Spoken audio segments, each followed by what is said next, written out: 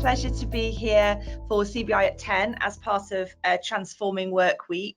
We've been living the Wi-Fi tech-enabled virtual meeting dream this morning with our GoToWebinar, but we have all made it.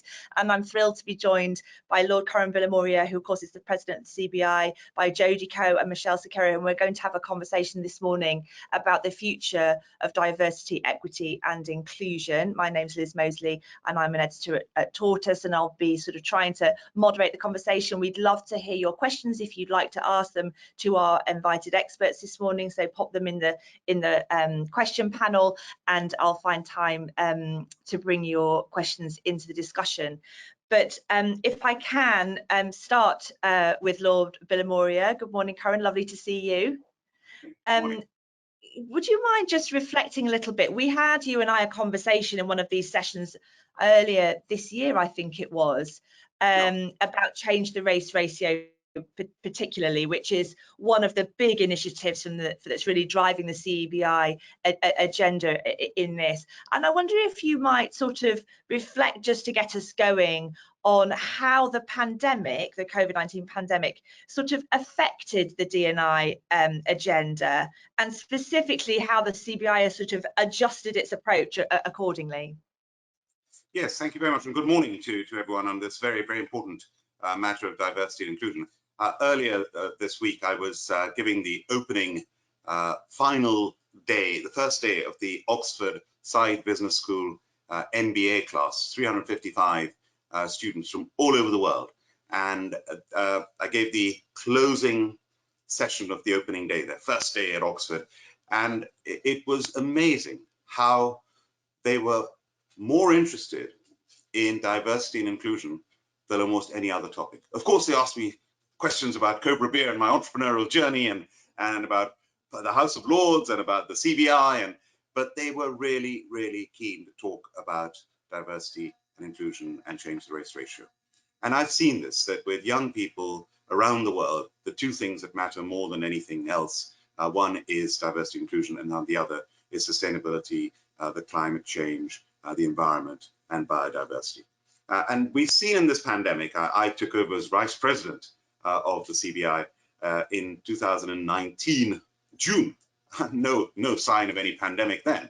And my priorities for my presidential tenure, which I'm halfway through, included championing ethnic minority participation throughout business in the UK. As the first president of the CBI of ethnic minority origin, this is something that was really, really important to me. And in the build up to it, we scanned the landscape, and of course we had the tragic situation in America with the tragic killing of George Floyd. That really has been a catalyst for shifting the dial on racial equality around the world. And this was something I was going to do anyway. And we said, well, we've got to do this. And that is what led to change the race ratio. And during the pandemic, we've seen how much we have all been adapting, how resilient we've been, but also how much more compassion there's been, how much more collaboration there's been, and how much more issues like diversity and inclusion have actually come to the fore. And to think that we launched something like Change the Ratio in October in the middle of a pandemic, and it just shows you can launch far-changing, far-reaching, long-term initiatives in the middle of a crisis, and this is an example of it. In this time, I can give you examples of our members. Eversheds, for example, have set the public target to reach 10% ethnic minority UK partners by 2025.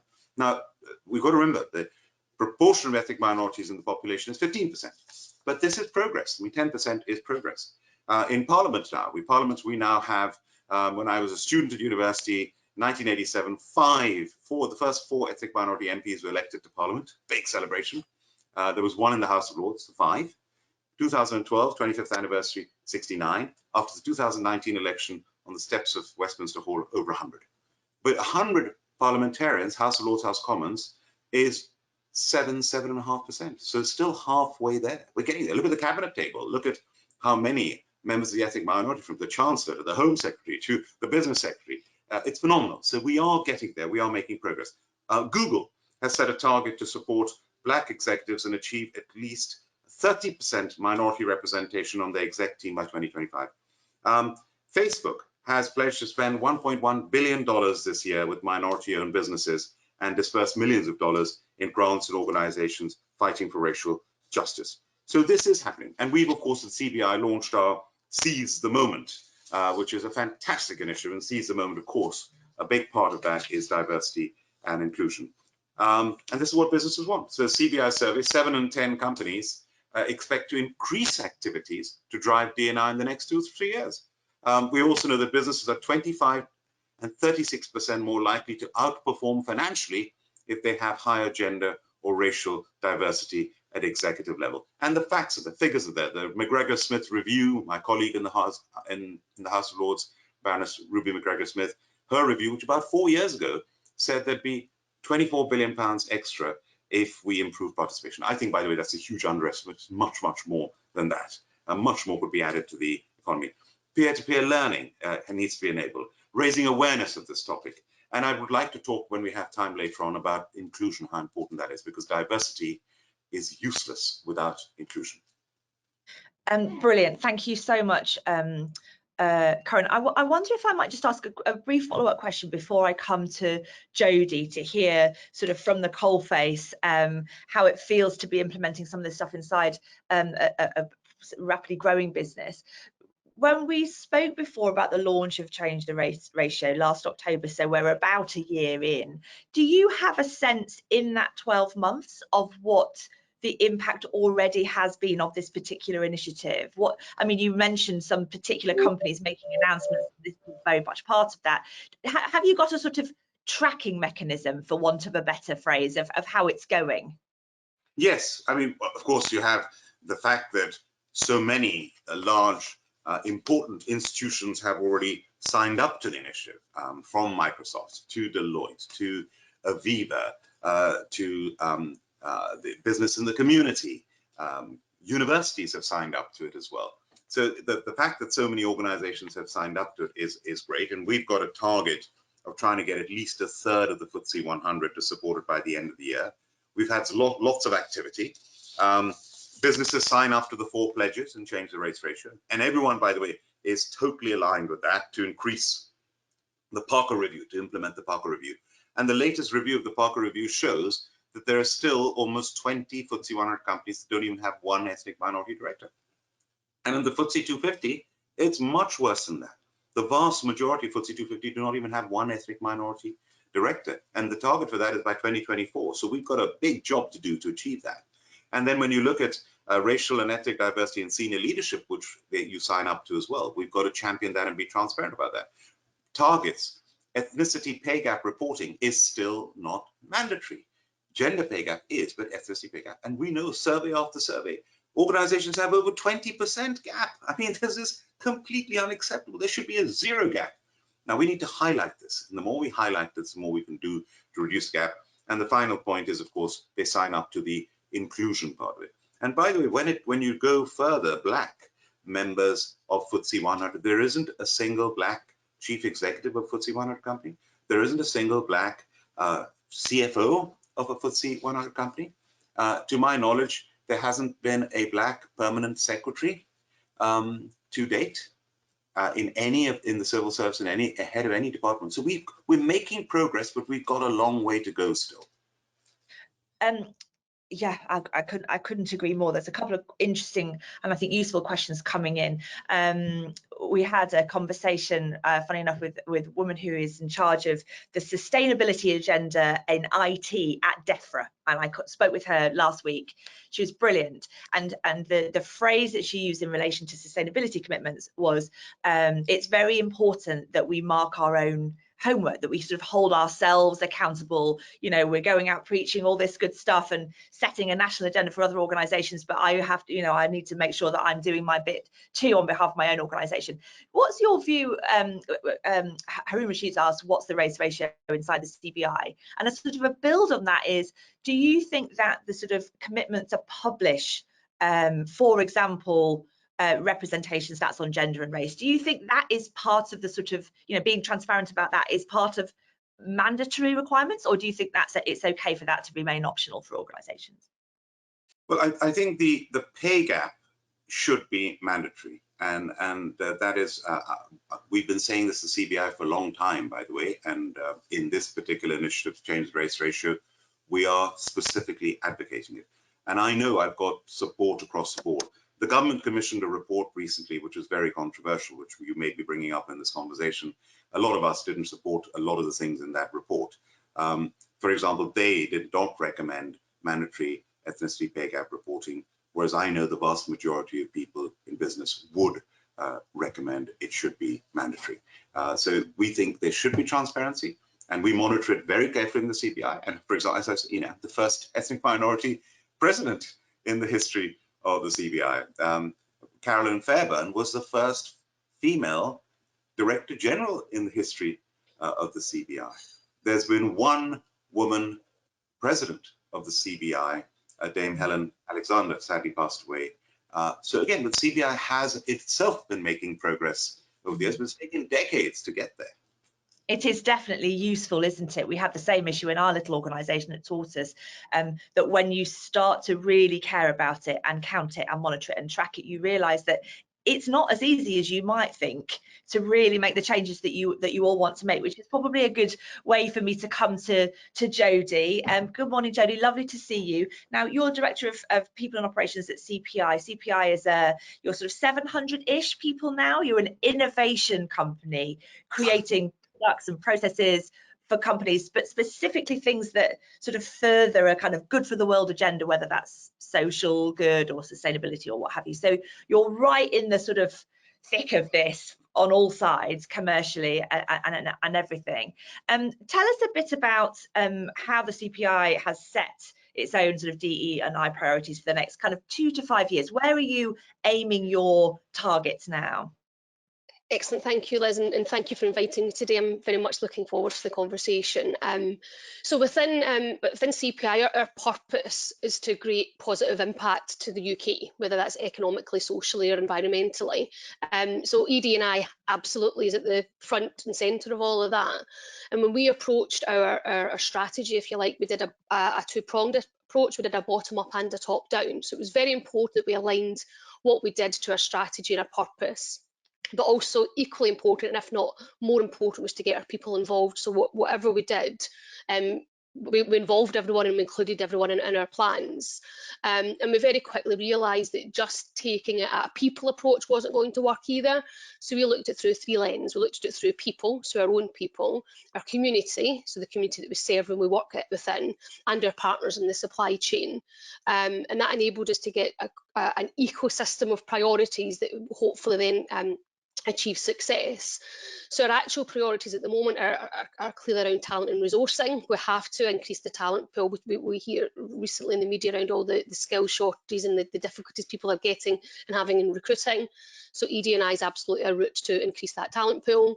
We're doing a hell of a lot on internal and external engagement around raising the volume on this discussion. Let's talk about it. It can be uncomfortable if you feel as if you can't talk eloquently or you don't want to offend anyone. So let's start raising the volume on the topic as a whole.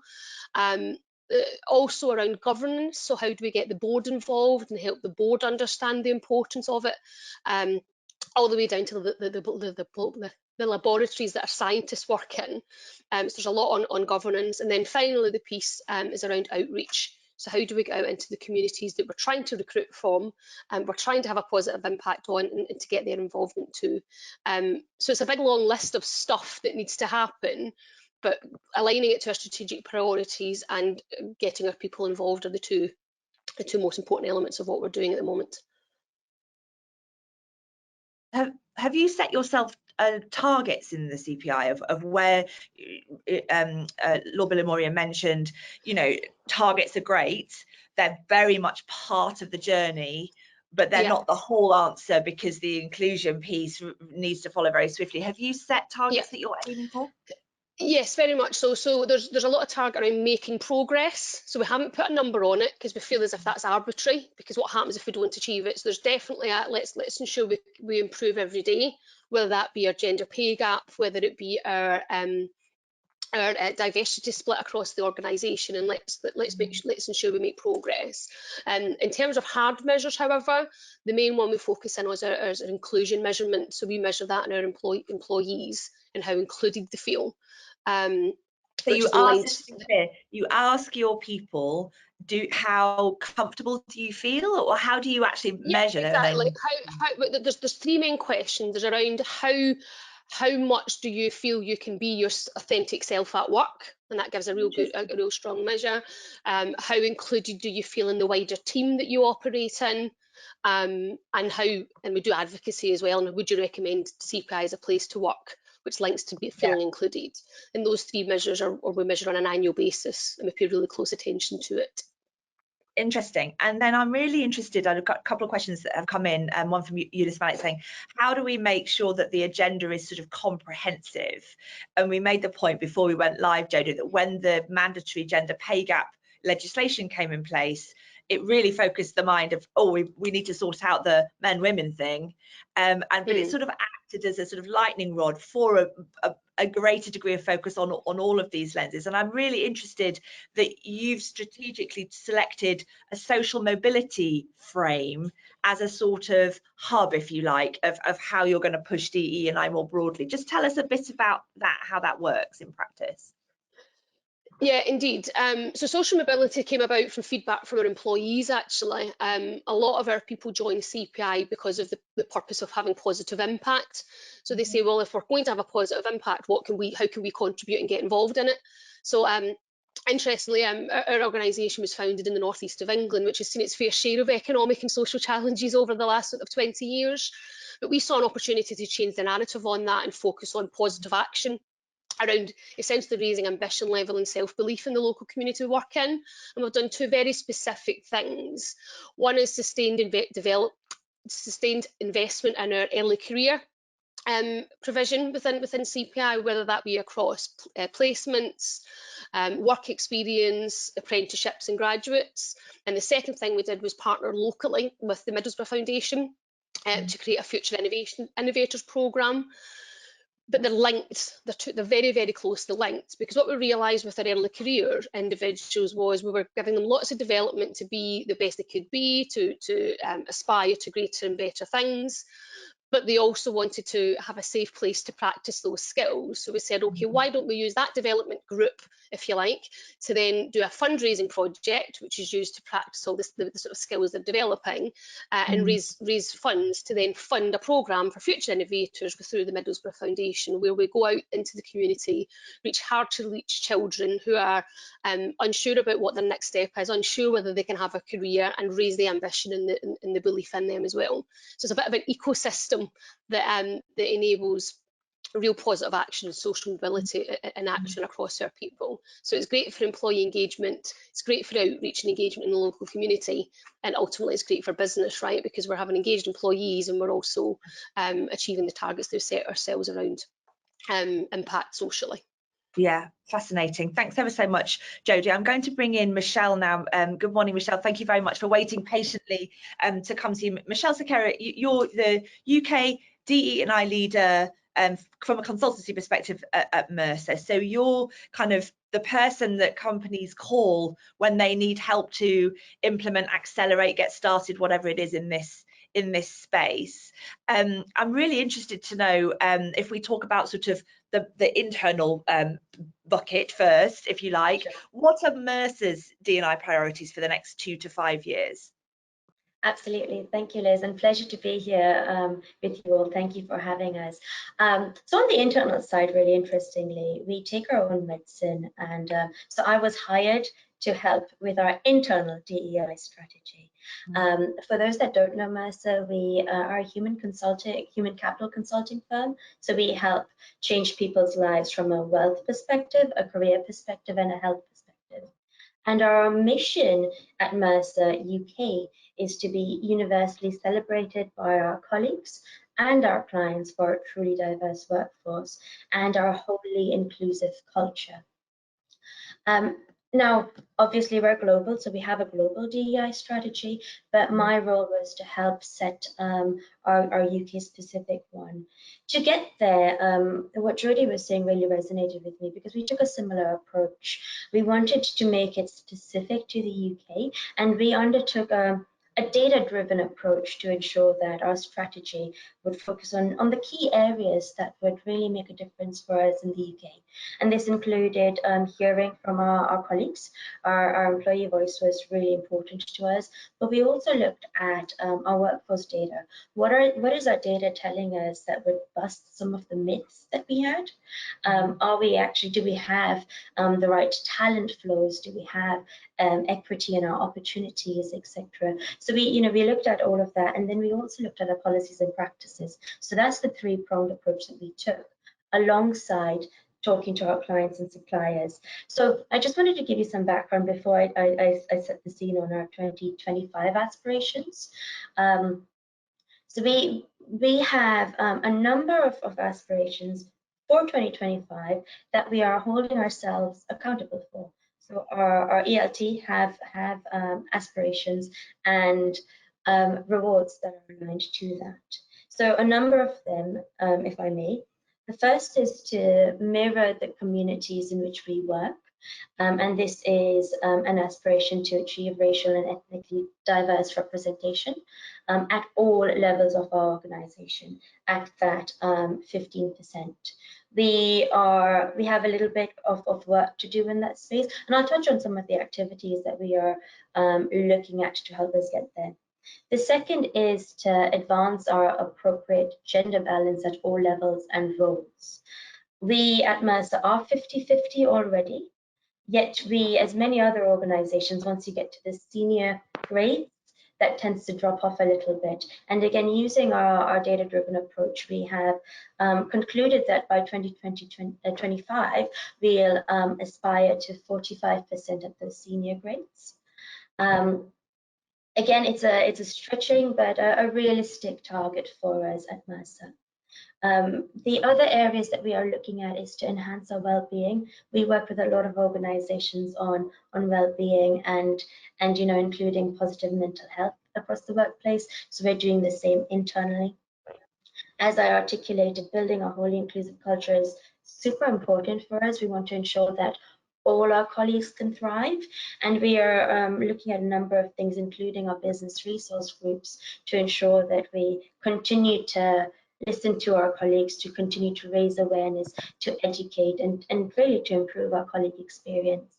And beyond that, we're looking at communicating effectively because we do need to share successes. We need to hold ourselves accountable as well. So we want to share exactly where we are and what we're going to do, and certainly celebrate and recognize achievements. And encompassing all of that, we've got another aspiration is to continue to have really effective governance, because it's we can't just aspire to these 2025 goals and not have anything that is actually ensuring that we are staying accountable. So we are encouraging this intersectional approach, and we've ensured that it aligns to our global DEI strategy, but more importantly, our Mercer business strategy. Michelle, I really want to talk to you a bit more about this question of inclusion, and I can see a question from Caroline Wilson, which I know is asked time and time again, and actually we're approached at Tortoise quite a lot with partners who want us to sort of have these kinds of conversations, sort of moderate these kinds of conversations, principally around the question, if I use the sort of informal, what's okay to say, is sort of the general framing that people quite often come up with around terminology and language and things, which is a part of inclusion. But before we get into that, we're really interested in the phrase that you use at the beginning about myth busting. That it's part of setting the strategy. You wanted to sort of go and challenge some of the things that it was quite nice to believe that we were like, and see whether they were really true. What sorts of things what sort of myths did you bust at that point of the strategy? Yeah, of course. I think, I speak for many organizations, given I am client facing as well. Very often we think we're quite good at, some of our workforce and talent management processes. We think we're doing our very best when it comes to hiring inclusively, promoting fairly, and we spend a lot of time understanding, well, do we actually hire in inclusively? Can we go beyond what we currently do to ensure that we are giving candidates and potential talent as much of an opportunity as possible? So that's one aspect. We looked at promotions. When we look at our ratings, when we look at the way we are ensuring people are capable enough to go up for promotions, to be set up for success, we looked at some of our data there, and we do have a lot of things to celebrate. We are I was very pleased to look at our data and say, yes, there are many good things that we are doing and we should celebrate, but there were areas where we had to hold ourselves accountable for and say, actually, we might need to stretch on our recruitment side. We do need to go beyond what we are currently doing. We do need to revisit some of our policies and our practices. And so in the last year, we have spent a fair bit of time doing exactly that. Beyond that side, we listen to our people. One thing is to have these, and this is the same for many of our clients. You'll have brilliant and beautiful policies, yet it's not felt by your colleagues that are actually experiencing the working environment. So by listening to them, we realized actually some things we do, but it's not shared very well or articulated clearly enough for people to know about. So by listening to our colleagues, we were able to prioritize what needs to change and how quickly, what would be most impactful, and what needs to be communicated better so that they know how to access it. If I may, there were four, and I'll be really quick here, 4 areas that we've focused on. One was deepening our understanding, talking about exactly those pieces that I've just articulated. The second was shifting the dial. And this is, again, this talks about our revising our recruitment strategy, debiasing all of our practices and our policies, and looking at programs such as mentoring, but also sponsoring in a more consistent way.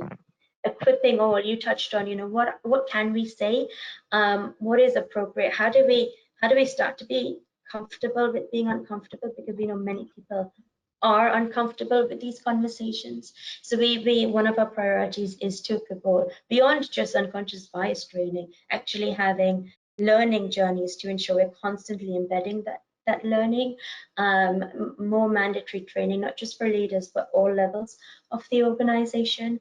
And then the fourth aspect is showcasing some of that commitment. So touching on the communication bit, we really want to be holding ourselves accountable for our visible goals, ensuring that there's this continued rigor through, the gender pay gaps. Lord Maria talked about ethnicity pay gaps. We want to continue to do that as well. So yeah, hopefully that gives you a robust picture. It does. Michelle, I've got a follow-up question. I'd love to hear from Jodie on this as well. The couple of questions similar posted from people in the audience, Nicola Uprichard and Tom Hadley, asking, on a very practical level, sort of in real life, if we look at recruitment, what are the sort of practical changes that you can see actually happening in terms of shortlisting, selection criteria? What are the things, because I know it seems like an odd thing to say, but if you want to hit the targets, you do actually have to change the way you do things. And sometimes I think actually doing the change is the part where the sort of the theory falls down. Maybe Jodie, do you want to have a crack at that first? What are the actual changes in the recruitment process that you've seen? Certainly. So from a recruitment perspective, we've went from 100 employees 3 years ago to 700 in 3 years. So we have done masses of recruitment. So the one thing we did was hold the supply chain to the account. So the recruitment partners we work with, in terms of engaging with us, we set some quite strict rules around where they should engage, how they open up the talent pool to encourage more and different candidates from different backgrounds. So absolutely working with the supply chain is key. Practically, when we're doing our own internal recruitment, it's the really simple things like removing names from CVs so you don't have the name issue bias coming out, and also for us was removing the academic background, the universities that people attended, because we knew that was an issue for us. We were very selective on what university that we were recruited from, so we removed that from the CV. So we would give you a degree designation, but not the institution that you attended. Interesting. And then the third thing that we are still growing and developing in this area, so we haven't got it quite right, but is really working with the hiring managers to help them feel comfortable around their hiring decisions and ensuring that they have an inclusive approach to that as well. Jodie, have you found that the hiring managers are comfortable with it? Can they get their heads around it? Because we have learned some bad habits. I've been recruiting for 20 years into various positions, and it's tough to kind of shake that skin off, if you like. Yes, if anything, people are nervous about doing the wrong thing. They want to do the right thing, and therefore they get into a bit of inertia of, I'm scared in case they do something wrong. So there's a bit of confidence building, giving them the tools and the techniques that they can use, not necessarily the rule book, but then help coach them through it. So we do quite a lot of hand holding in that space, particularly when it comes to making reasonable adjustments for some candidates. So we do a lot of coaching around if someone comes and has additional needs from neurodiversity purposes, we coach them around how they can work through that. It's a work in progress, that though. I'm not saying we've got it nailed down, because we haven't, but we're dealing with human beings both on a candidate basis and a hiring manager basis, so it just takes time. And we do a lot of feedback from candidates, both who are successful and unsuccessful, around how they felt the process went, and give us feedback so we can continually learn and move forward as well. That's really interesting. So there's a couple of things there, Michelle, really practical things, which is take the name off the CV, take the university or the name of the academic background. Is there other sort of practical things like, how do you feel about forcing 50-50 shortlists and those sorts of things? Should they just happen as a matter of course? Sure, that's really helpful. There are a couple of other things, and certainly at Mercer we've done this.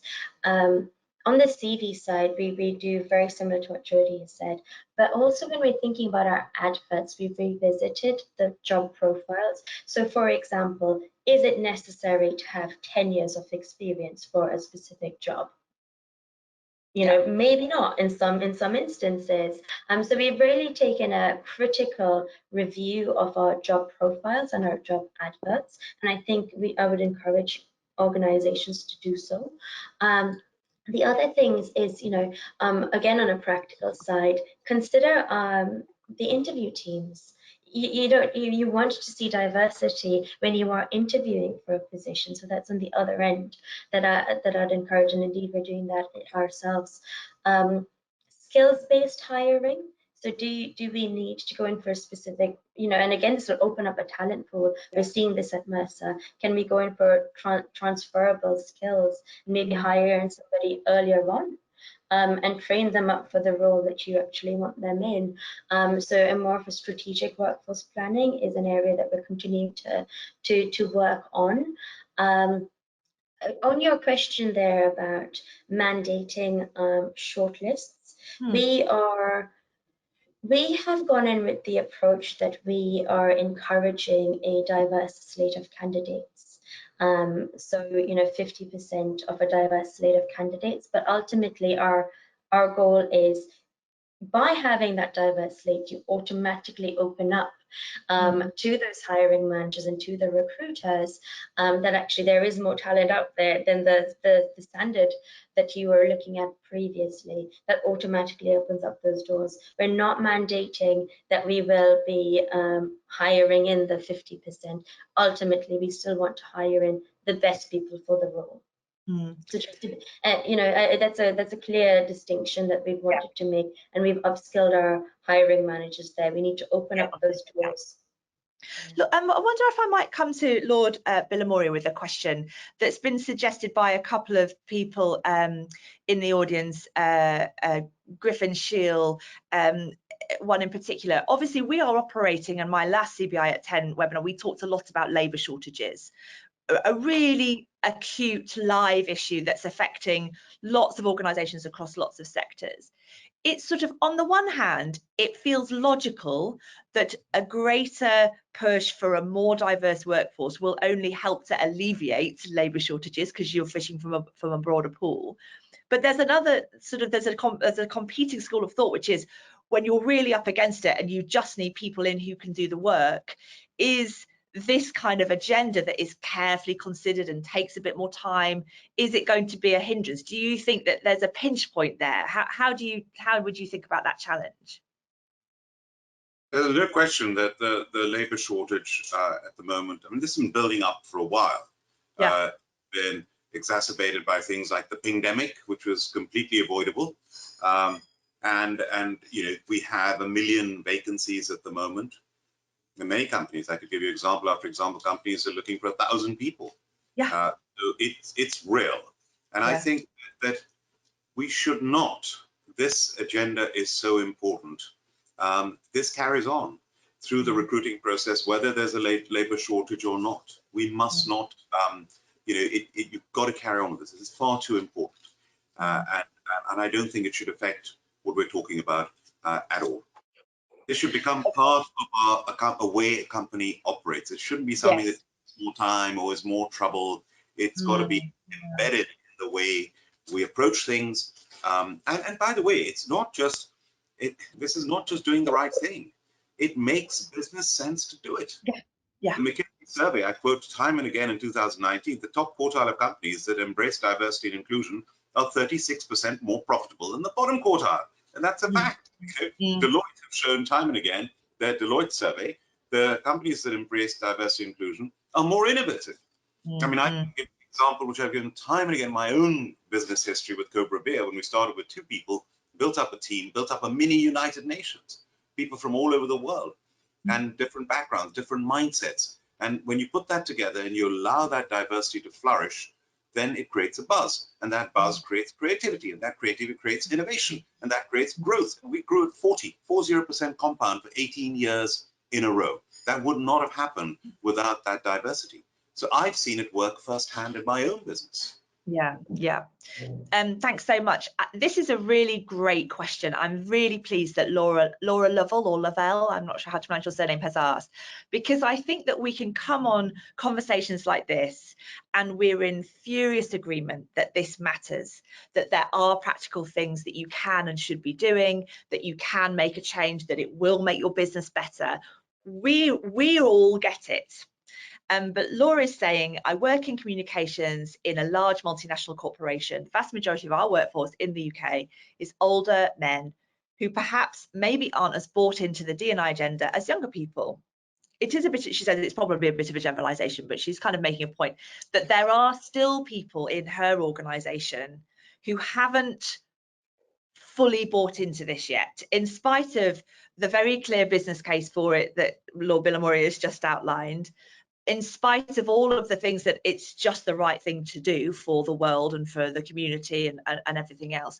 And I'm wondering, maybe Jodie or Michelle, Laura's question is, what advice do you have to keep the conversation open?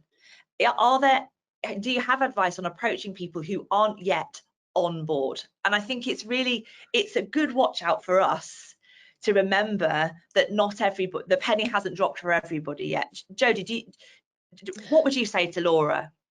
Yeah, there's back to that bottom-up approach for one, because let's get the opinion of everyone in the workforce. Let's take a barometer of where we're at, and then that might shine a light on a potential issue or opportunity.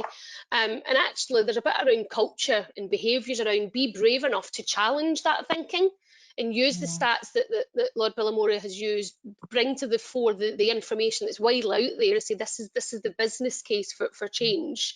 And you can be a bit more subtle as well. One of the things we're doing this year is around the sort of similar Barclays campaign around This Is Me. We're doing a series of short videos of different people from across the organisation sharing their stories, whether that be around their mental health journey, their journey through their career as an openly gay person, loads of different stories. And again, and it gives people permission to talk about it. and then raises the profile. Might be a more subtle way of just starting the conversation. And when I come from a construction background originally, so I've worked in they're not the most diverse organisations in the past. And I've always had the conversation around, well, what about what would your wife think, what would your daughter think, what would your son think, or your nephew or your friends? And it gets them into a different mindset to think about, actually not everyone is white, over 50 and male in the world. So let's have a conversation that's relatable to them as well. Yeah. Michelle, what advice for Laura? Very much related to that, I would, we work with many clients that are on different maturity levels, and within those, you definitely have those stakeholders that might not be as bought in. There's one thing about sharing that business case from an academic perspective or from organizations that aren't quite yours.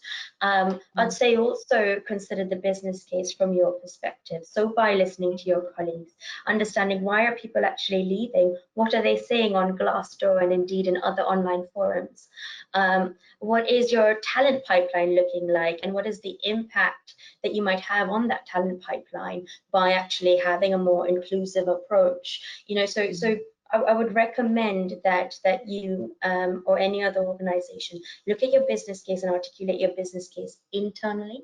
And to do that, definitely listen, learn. So irrespective of anyone's role in any firm, we all have a part to play. And if we continue churning, and working to be more inclusive, people eventually take notice and see the impact of it. So I'll give you an example. One of our organizations finally, articulated to their senior leadership that actually those sales teams that are more diverse have the best sales.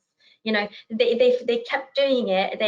Irrespective, sometimes a more diverse team might take a little bit of time initially to work together well, but when they do, they win, and they constantly win. By sharing that, automatically those senior leadership teams start to pay attention. So learn from best practice within your own firm, within that of others, and then lead the way. I would, that would be my recommendations.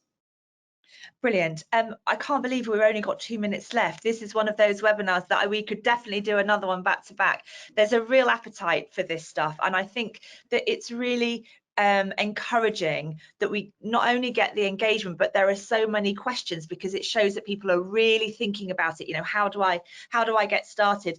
Lord Bilimoria, it feels appropriate, giving you the president of the organisation, to give you the opportunity of a final word, a piece of advice, a plea. What would you like to say to the people listening this morning? I think it's been a great discussion that we've had. It's really constructive with some specific practical examples and advice. And I just want to, I suppose my concluding remark would be this. I came to this country, a 19-year-old from India in the 1980s. And, then I was told by my family and friends very clearly, if you decide to carry on work in the UK after you finish your studies, you'll never get to the top, because you will not be allowed to get to the top, because there will be a glass ceiling for you as a foreigner. And I'm sorry, they were absolutely right at that time. And we've seen over the decades how that glass ceiling has now been continually shattered. And I really believe this country is a country where anyone can get anywhere, regardless of race or religion or background. It's there, the opportunity is there. We've now got to make sure people grab that opportunity, have access to that opportunity. And that's why promoting diversity and inclusion is so important. And I keep saying it, Harvard Business Review article, diversity without inclusion is useless. So we've got to work to creating that inclusive atmosphere in our organizations to allow the diversity to flourish. Thank you so much. It's been a real pleasure. And thank you to everybody who's put forward great questions this morning. I've learnt loads. I will take away a long list of notes for myself that I can hold our toes to the fire as well at this end at Tortoise. But thank you so much to Jodie, to Michelle, and of course to Lord Bilimoria. I hope you all have a great rest of the day. And as I always say, make sure you go and put the kettle on, take a breath before you go back into your emails and continue with your day. Have a lovely Wednesday, everybody. All the best. Bye-bye.